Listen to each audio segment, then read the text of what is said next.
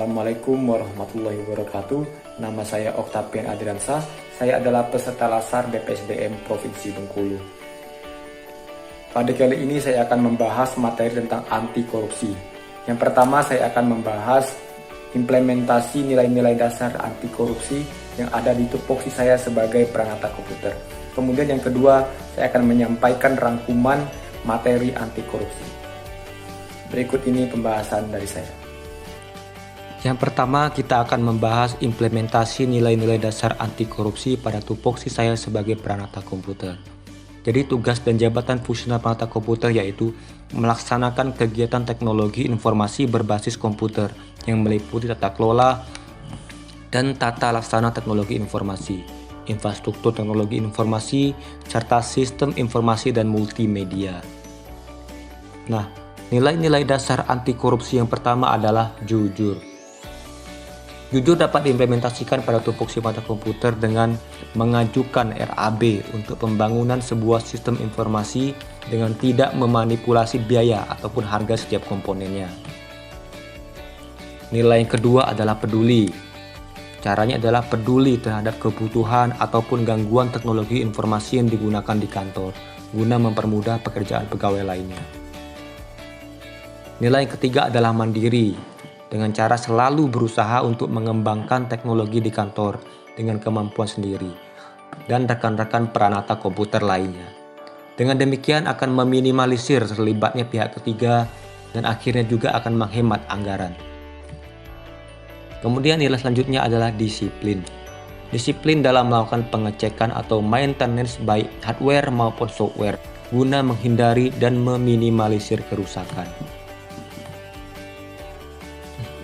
Nilai selanjutnya adalah tanggung jawab.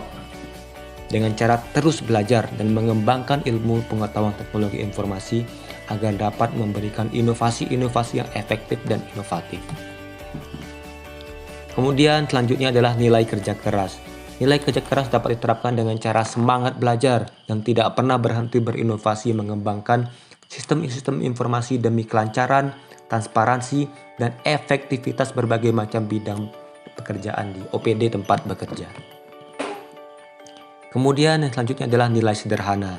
Jadi sebisa mungkin kita sebagai peranata komputer memanfaatkan perangkat yang sudah ada dan tidak melakukan upgrade software maupun hardware yang mungkin tidak perlu untuk dilakukan demi untuk efektivitas penggunaan anggaran.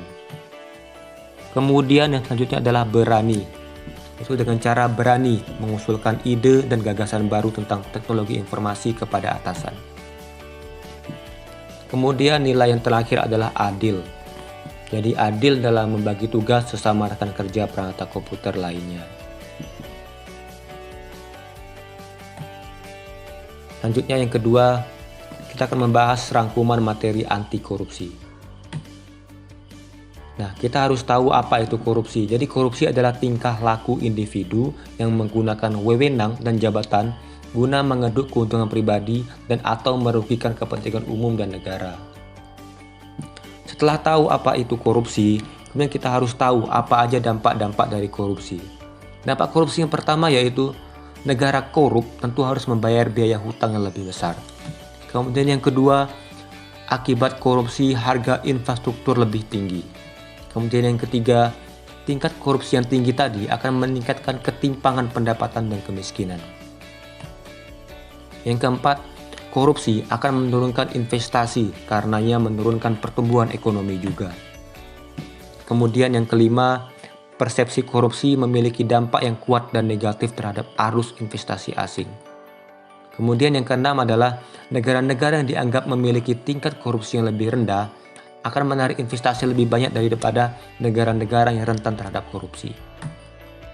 Nah, korupsi itu terdiri dari beberapa jenis.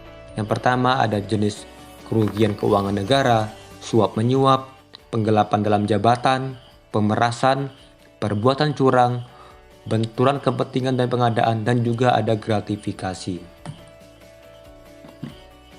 Jadi ada beberapa penyebab korupsi mengapa korupsi itu bisa terjadi.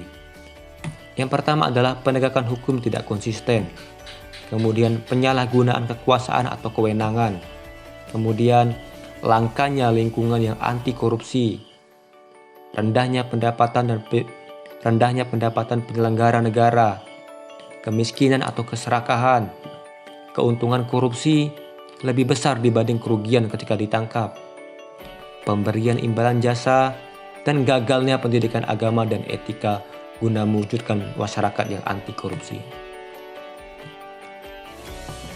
Jadi ada beberapa langkah-langkah efektif untuk pemberantasan korupsi. Yang pertama adalah penyesuaian kompetensi dengan jabatan, kemudian rasionalisasi jumlah PNS, perbaikan gaji dan tunjangan jabatan, sanksi yang tegas bagi pelanggar aturan, penonaktifan pejabat yang diduga sedang terlibat KKN, pergantian pejabat yang mementingkan kepentingan kelompok pribadi atau golongan.